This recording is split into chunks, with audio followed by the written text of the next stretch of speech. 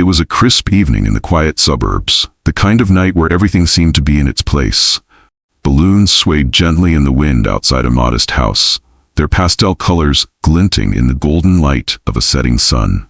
Inside, laughter echoed through the living room as Ava, a bright-eyed girl with curly brown hair, blew out the candles on her pink and purple birthday cake.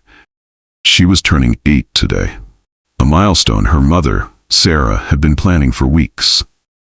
Ava's father, Jason, stood behind her, clapping and grinning proudly as guests cheered. The room was alive with warmth, the smell of frosting mingling with the savory aroma of fresh pizza and homemade sliders. Kids ran around with party hats askew, and the adults sipped on soda, chatting in clusters. Ava's face was glowing with happiness, her cheeks flushed as she opened her presents. But outside, something sinister was brewing. Before we dive into today's story, where are you watching from? Drop a comment below, and don't forget to hit that subscribe button so you never miss an exciting update. A black and white police cruiser rolled silently to a stop just down the street, its headlights flicking off. A team of officers clad in tactical gear stepped out, moving with practiced precision. Their radios crackled softly as the squad leader murmured instructions. A plainclothes detective, Emma Vargas, followed close behind, her sharp eyes scanning the house. This was supposed to be a routine bust, but something about the situation felt off. The officers moved toward the house, their boots crunching on the gravel driveway. Inside, the celebration carried on, blissfully unaware of the storm about to break. "Open this one next, Ava," Sarah said, handing her daughter a brightly wrapped gift. Ava tore into it eagerly, letting out a squeal of delight when she saw the art supplies she'd been asking for. "Thank you, Mommy," she cried, throwing her arms around her mother's neck. The moment was perfect until the pounding on the front door shattered the atmosphere like glass. "Police, open the door!" All the laughter died in an instant. Guests froze, exchanging wide-eyed glances. Jason's face turned pale, his hands gripping the back of Ava's chair so tightly that his knuckles turned white. "What's going on?" Sarah whispered, her voice trembling. Jason didn't answer. He was already moving, his eyes darting around the room as if searching for an escape. "Jason?" Sarah called again, louder this time, panic creeping into her voice. Before he could respond, the door burst open with a deafening crack. Splinters flew as officers stormed in, their weapons drawn. Shouts erupted, commanding everyone to freeze, to get down, to put their hands where they could see them. Ava screamed, clutching her mother's arm in terror. Sarah pulled her daughter close, shielding her as she stared at the officers in disbelief. "What is this? What's happening?" "Jason Matthews," one officer barked. "You're under arrest. Hands behind your head now."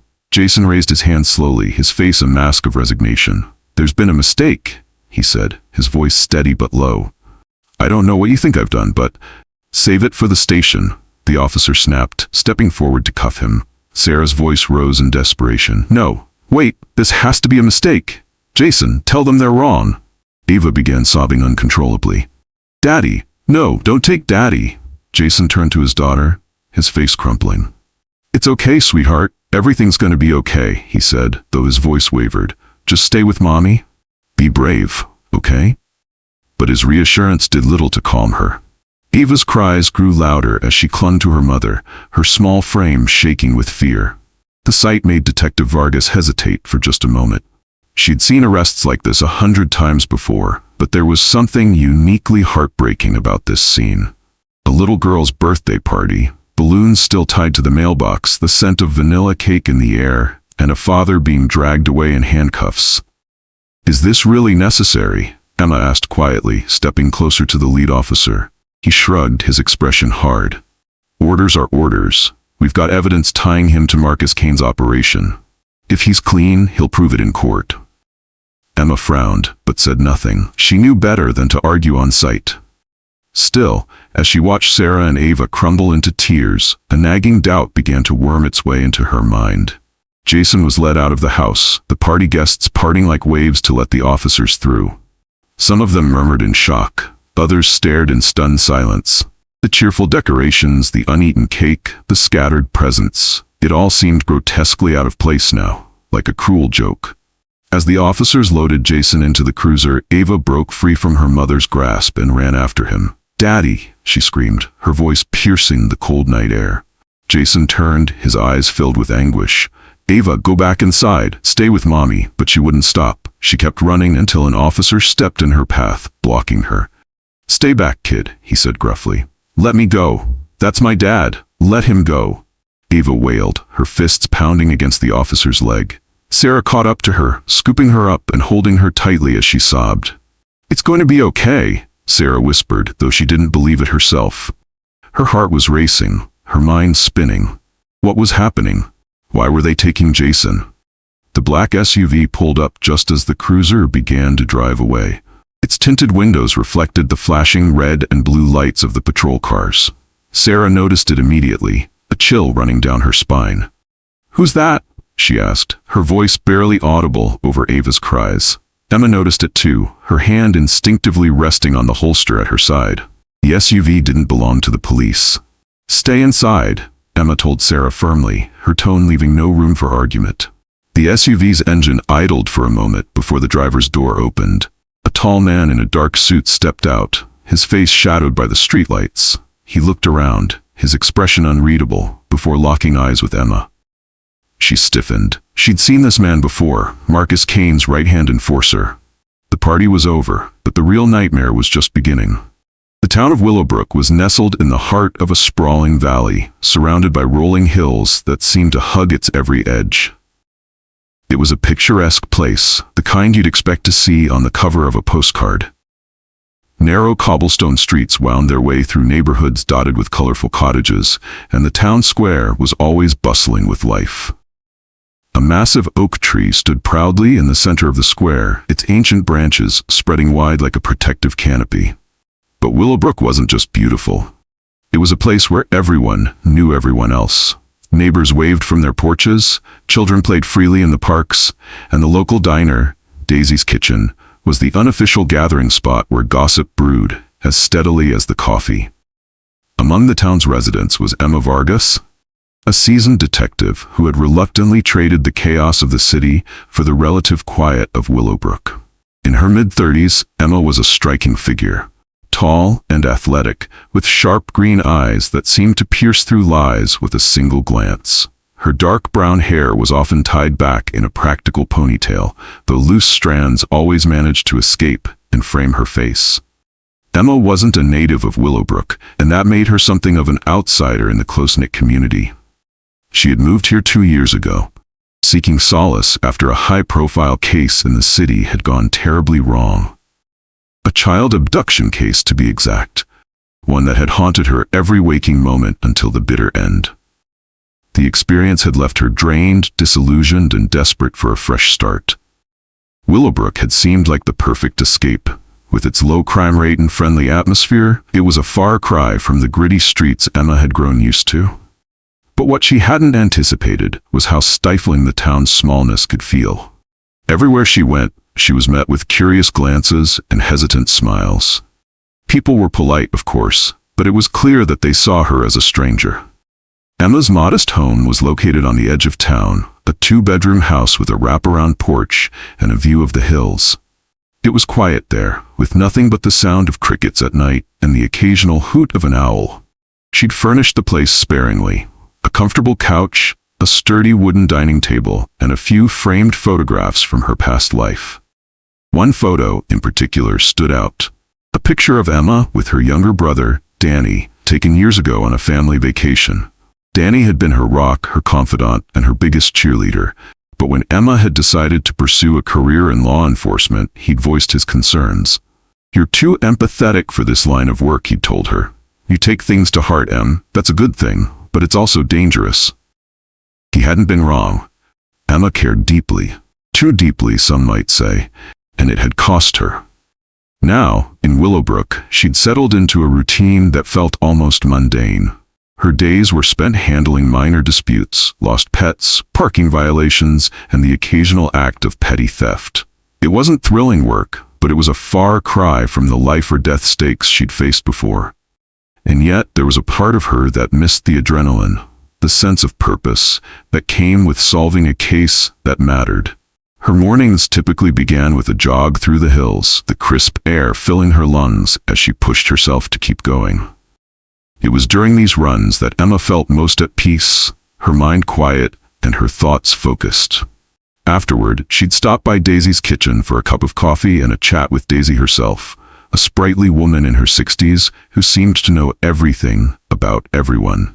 "Morning, Detective Vargas," Daisy would say, sliding a steaming mug across the counter. "Heard there's a new family moving into the old Grayson place. Young couple with a little girl. Bet you'll be keeping an eye on them, huh?" Emma would smile politely, nodding along even if she had no intention of doing so.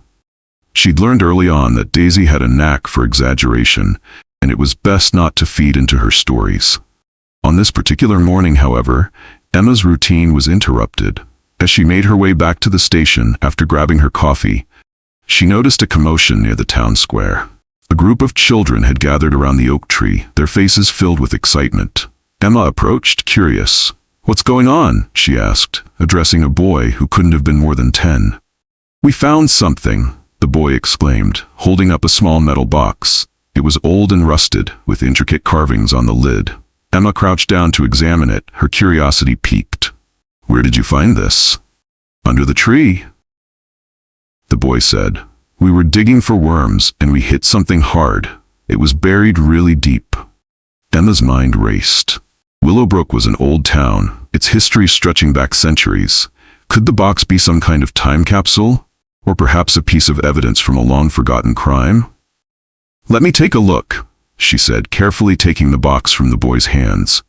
It was heavier than she'd expected, and the carvings looked almost ceremonial. She couldn't make out the details, but there was something unsettling about the design. Back at the station, Emma pried the box open with the help of a screwdriver. Inside, she found a collection of items that seemed both ordinary and out of place. A faded photograph of a man in a suit, a bundle of letters tied with a red ribbon, and a small glass vial filled with a dark, murky liquid. She examined the photograph first. The man was unfamiliar, his expression stoic and his eyes piercing. The letters were written in elegant cursive, but the ink had smudged over time, making them difficult to read. As for the vial, Emma couldn't shake the feeling that it held something dangerous. Her instincts told her this was more than just a box of forgotten trinkets. There was a story here, one that needed to be uncovered. And though she didn't know it yet, this discovery would be the catalyst for a chain of events that would shatter the quiet life she'd built in Willowbrook. The main character, Emma Vargas, was about to be thrust into a mystery that would test her skills, her resolve, and her very sense of self. Emma Vargas couldn't shake the unease that had settled in her chest since discovering the box.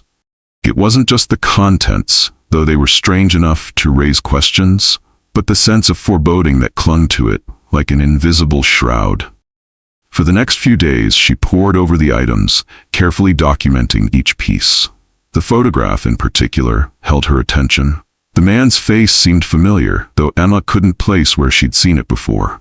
Determined to uncover the truth, Emma took the photograph and letters to Willowbrook's Historical Society. The society was housed in a quaint brick building near the town library, run by an eccentric historian named Eleanor Pierce. Eleanor was a walking encyclopedia of Willowbrook's history, and Emma hoped she might provide some answers. "Oh my," Eleanor said, peering at the photograph through a magnifying glass. "This is Arthur Grayson. He was one of Willowbrook's wealthiest men back in the late 1800s. Built the Grayson Manor, you know, the one that's been abandoned for years." Emma nodded. She knew the place well. It was a crumbling mansion on the outskirts of town, shrouded in local legends about hauntings and mysterious disappearances. "What about these letters?" Emma asked, handing them over. Eleanor adjusted her glasses and carefully untied the red ribbon. She skimmed through the faded script, her expression growing increasingly grim. "These appear to be personal correspondences between Arthur Grayson and someone named E. They're not dated, but they seem to reference some kind of experiment." "Experiment?" Emma echoed, her brow furrowing. Eleanor nodded, tapping one of the letters with her finger. "It's vague, but there's mention of a formula and something called the essence. Grayson writes about its potential to alter the human condition, and warns of dire consequences if it falls into the wrong hands. Emma's stomach turned as she recalled the glass vial from the box. Was that the essence Grayson had mentioned? And if so, what was it capable of? "Thank you, Eleanor," Emma said, standing abruptly. "This has been helpful." As Emma left the Historical Society, a storm began to brew in the distance, dark clouds rolling in over the hills. She couldn't shake the feeling that she was standing on the edge of something much larger than she'd anticipated. A mystery that could unravel not just her quiet life in Willowbrook, but the town itself. Back at the station, Emma decided to pay a visit to the Grayson Manor. If the answers weren't in the letters or the photograph, they might be hidden within the decaying walls of Arthur Grayson's old home. She enlisted the help of Deputy Tom Harris, a young and eager officer who idolized Emma's experience and professionalism. "You really think there's something out there?" Tom asked as they drove toward the manor, the rain hammering against the windshield. "I don't know," Emma admitted, "but if there is, we need to find it before someone else does." The Grayson Manor loomed in the distance, its silhouette jagged and foreboding against the stormy sky. The front gates were rusted shut, forcing Emma and Tom to climb over them. As they approached the house, the air grew colder, and the faint smell of decay hung in the breeze. Inside, the manor was a labyrinth of peeling wallpaper, creaking floorboards, and shattered glass. The once grand staircase was now a rotting husk, and the chandelier that had likely graced the foyer lay in pieces on the ground. Emma's flashlight beam cut through the darkness as she and Tom began their search. It didn't take long to find signs that someone else had been there recently. Footprints in the dust, a half-burned candle on a windowsill, and scraps of paper with cryptic symbols scrawled on them. "What is this place?" Tom whispered, his voice tinged with unease. "It's more than just an abandoned house," Emma replied, her eyes scanning the room. Grayson was hiding something here.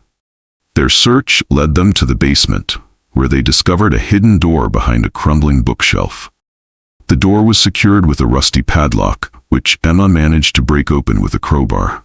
Beyond it lay a small, windowless room, its walls lined with shelves full of dusty books and glass jars containing unidentifiable substances. In the center of the room was a wooden desk, and on it lay a leather-bound journal. Emma picked it up and began flipping through the pages, her heart racing as she read Grayson's meticulous notes. The journal confirmed Eleanor's suspicions. Arthur Grayson had been conducting experiments with the essence, a substance he believed could unlock untapped potential in the human mind. But the notes also revealed a darker truth. Several of Grayson's test subjects had suffered horrifying side effects, including hallucinations, violent outbursts, and, in some cases, death. As Emma processed this information, Tom called out from the corner of the room. "Detective, you might want to see this." Her investigation took on a new urgency. She began working around the clock, piecing together clues and trying to stay one step ahead of whoever had stolen the box. But the more she uncovered, the more dangerous the situation became. The first real escalation came when Tom was attacked while on patrol near the Grayson Manor. He survived the encounter, but he was badly shaken, insisting that his assailant had been inhuman. "He moved so fast," Tom said, his voice trembling. His eyes, they weren't normal. They were black, like there was nothing there. Emma couldn't dismiss his account, no matter how implausible it sounded. If the essence had somehow been weaponized, it could explain the strange behavior and escalating violence. But the question remained: who was behind it, and why? As the conflict reached a boiling point, Emma found herself at odds with the town's leadership. The mayor, a pragmatic man named Harold Bennett, dismissed her concerns as paranoia. "Willowbrook has always been a safe place," he insisted during a heated meeting at the station. "You're scaring people with these wild theories. I suggest you drop this before it gets out of hand." But Emma knew she couldn't back down. The stakes were too high, and the danger was too real. What had started as a quiet investigation into a mysterious box had spiraled into a battle for the very soul of Willowbrook. And Emma Vargas was determined to see it through, no matter the cost. Emma Vargas tightened her grip on the steering wheel as she drove toward the edge of Willowbrook. The town was still reeling from the recent incidents, reports of strange illnesses, inexplicable disappearances, and an air of unease that seemed to hang over everyone. For Emma, the puzzle pieces were beginning to fit together, but the picture they formed was darker than she had anticipated. The stolen box, the vial labeled "for emergencies only," and the cryptic warnings in Arthur Grayson's journal were all connected. But the question gnawed at her. Who had broken into her home, and what were they planning to do with the stolen items? Her only lead was the man Tom had described, the inhuman figure that had attacked him near the Grayson Manor. If someone had been altered by the essence, as the journal suggested, Emma needed to find them before they caused more harm.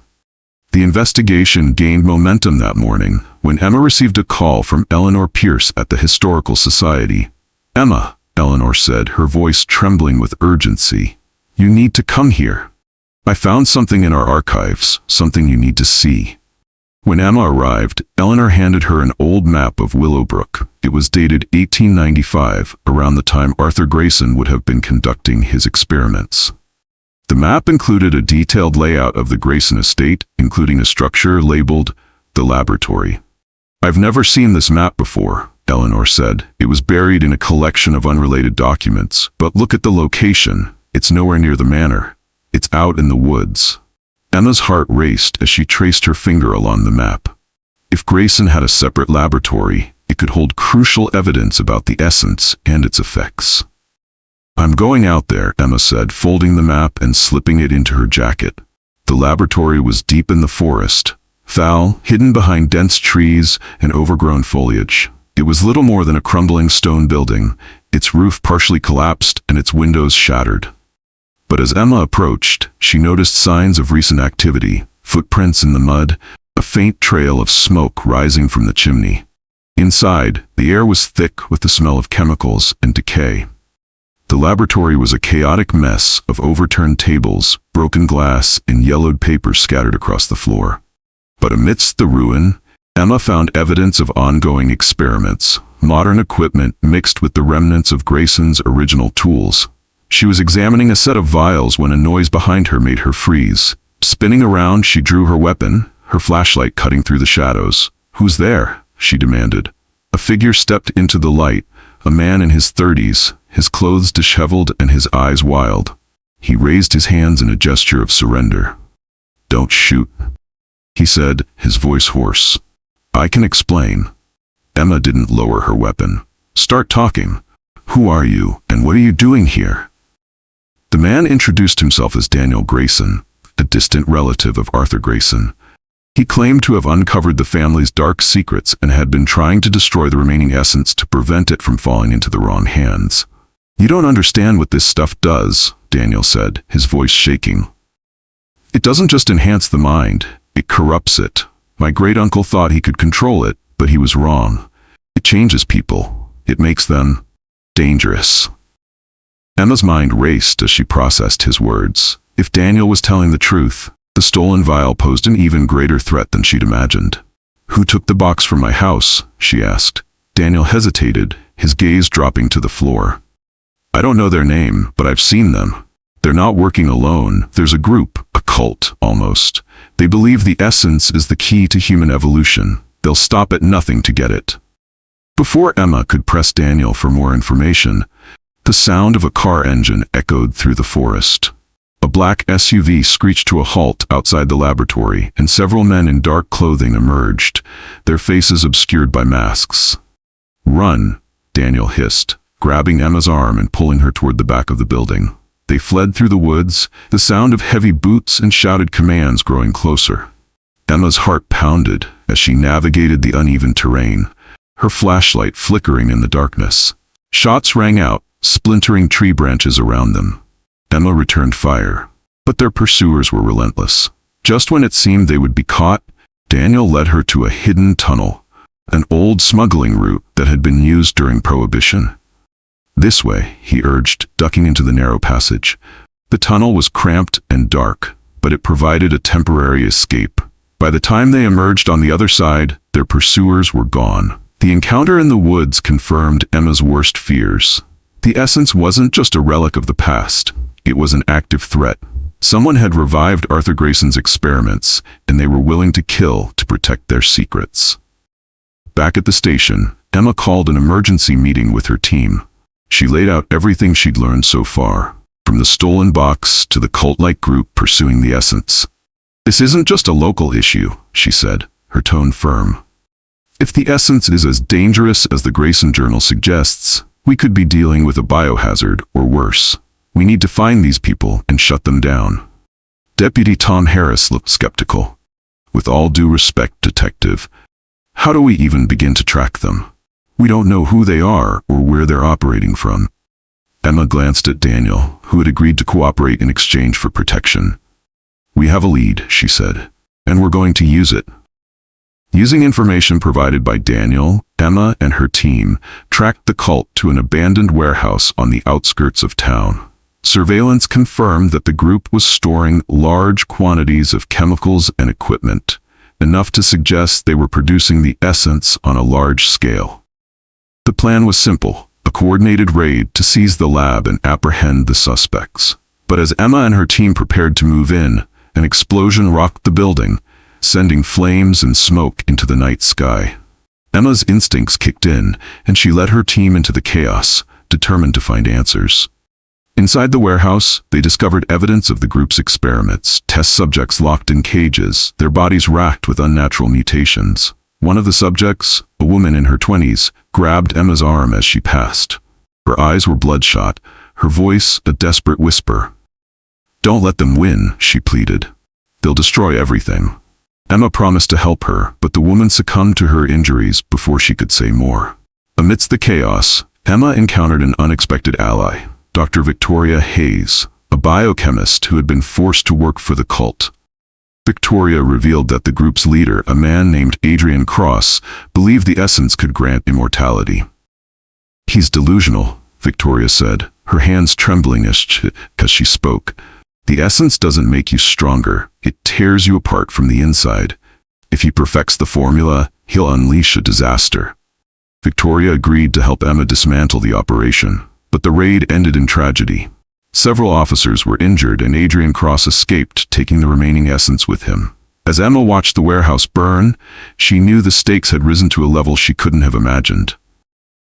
The fight was far from over, and the cost of failure was higher than ever. Emma Vargas stood on the edge of the canyon, her breath visible in the frigid night air. Below her, the silhouette of an abandoned mining facility loomed, bathed in the harsh light of flood lamps. This was it.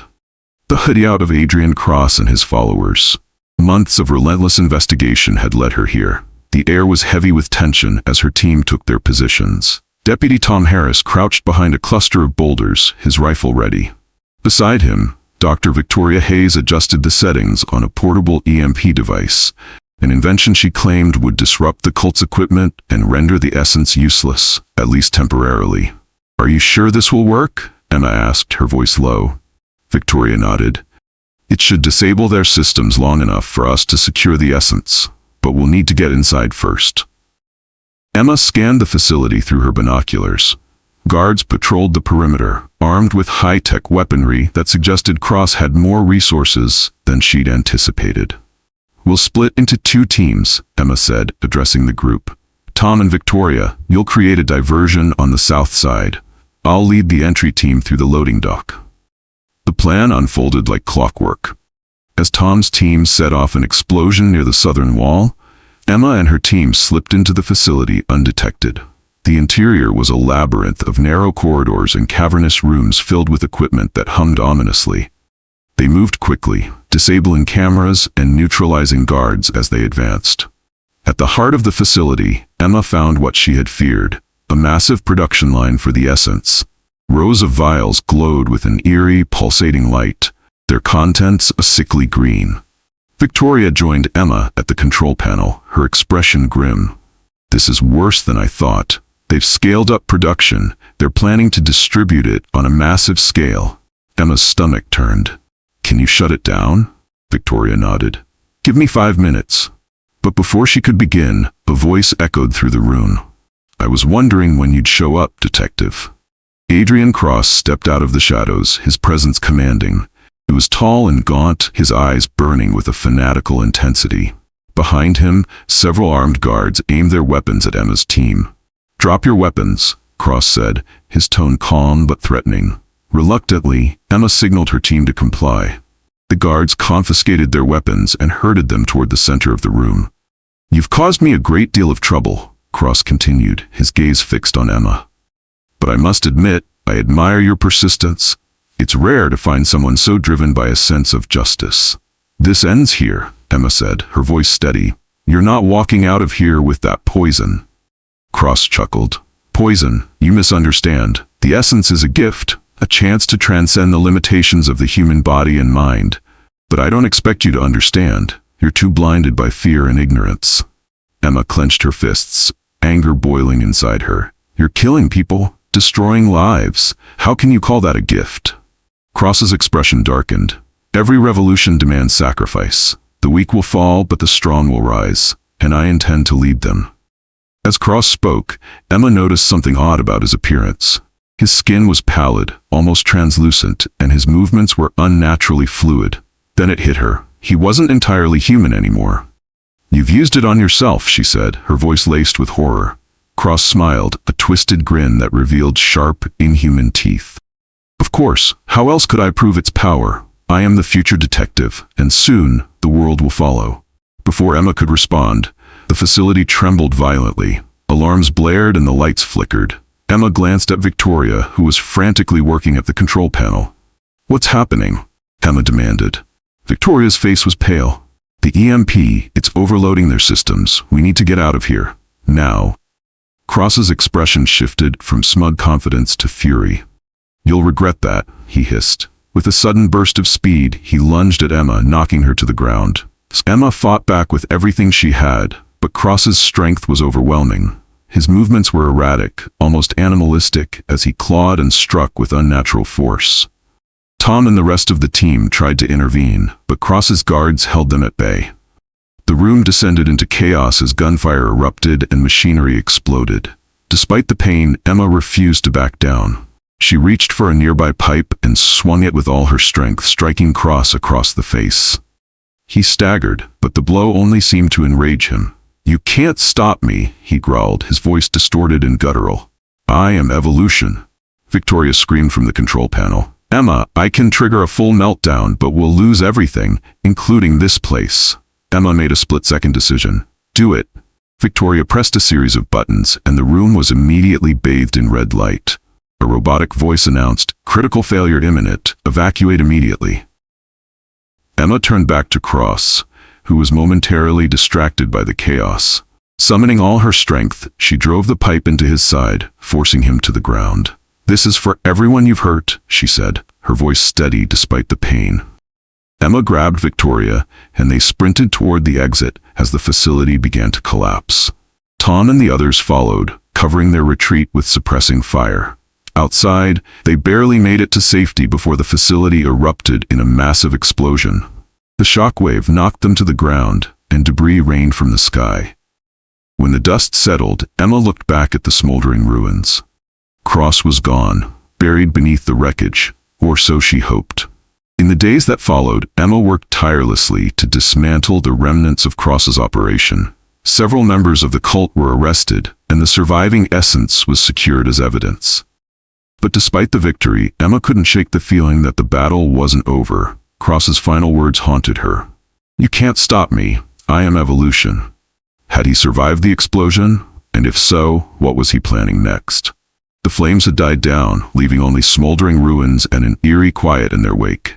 Emma stood at the edge of the canyon, her hands trembling as she clutched a thermal blanket around her shoulders. Her team sat nearby, exhausted and battered but alive, a fragile victory carved from chaos. Tom Harris broke the silence, his voice hoarse. "Do you think it's really over? Cross, the essence, all of it?"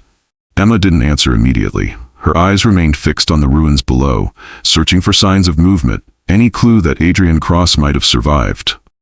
But the stillness of the wreckage provided no answers. "Maybe," she said finally, though her tone lacked conviction. "But if there's one thing I've learned, it's to never assume with someone like him." As the first light of dawn broke over the canyon, emergency response teams arrived. Paramedics tended to the injured, while forensic specialists began combing through the debris. Victoria Hayes emerged from one of the ambulances, her arm in a sling, but her spirit unbroken. She approached Emma with a grim expression. "We managed to recover a few samples of the essence. It's not much, but it's enough to study, to figure out exactly what it does." Emma nodded. "Good. We need to make sure this never happens again." Victoria hesitated, then added, "You did the right thing, Emma. Destroying the facility, it was the only way to stop him." Emma's jaw tightened. "I know, but it doesn't feel like a victory, not with so many unanswered questions." Later that day, Emma found herself alone in her apartment, the weight of the past 24 hours pressing down on her. She stared at the framed photo on her desk, her brother Danny smiling brightly on the day of his graduation. He had been one of the first victims of the essence, lured in by Cross's promises of transformation and a better life. It was Danny's death that had set Emma on this path, driving her to bring Cross to justice, no matter the cost. But now, with Cross's body unaccounted for and the essence still a lingering threat, Emma couldn't help but feel as though she had failed. Her phone buzzed, breaking her train of thought. It was a message from Victoria. "We need to talk. Come to the lab when you're ready. There's something you need to see." At the lab, Victoria greeted Emma with nervous energy. She led her to a secure room where a vial of the recovered essence sat in a containment chamber. "We ran some tests," Victoria began, "and there's something you need to know. The essence, it's more than just a drug.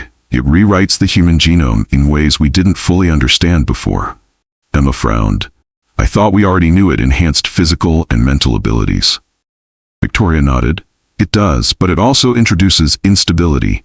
Users become stronger, smarter, but also more aggressive, more unpredictable, and over time the changes become irreversible."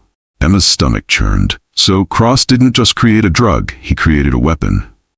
"That's not all," Victoria said, her voice dropping to a whisper. "The samples we recovered, they're incomplete. Someone else out there has the missing components, and without them, we can't neutralize the essence or create an antidote." Emma left the lab with a sinking feeling. The victory she thought she had won felt hollow now. Adrian Cross might have been stopped for now, but his creation was far from eradicated. As she drove through the city, Emma's mind raced. Who had the missing components, and how far would they go to continue Cross's work? Her thoughts were interrupted by the sound of her radio crackling to life. It was Tom's voice, urgent and strained. "Emma, we've got a situation. One of the guards we apprehended, he escaped, and he left behind a message. It's for you." Emma's grip tightened on the steering wheel. "What does it say?" Tom hesitated. "Just 3 words. It's not over." Despite the ominous message, Emma refused to let despair take hold. She had faced impossible odds before and emerged stronger.